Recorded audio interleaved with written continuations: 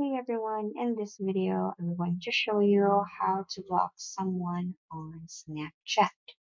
Now this is the stories page on your Snapchat account, and you click on the profile tab, and in this page you will see your profile and click on my friends. Now you will see the list of your friends and click on the specific friend you would like to block. You click on its name, click on the three dots in the upper right corner and click Manage Friendship. Now you click on the block, and there will be a confirmation if you're sure that you would block this friend. And that's it. The person you blocked on Snapchat will no longer appear to your list of friends. If this video helped you, don't forget to like, subscribe, click on the notification button for more tutorials.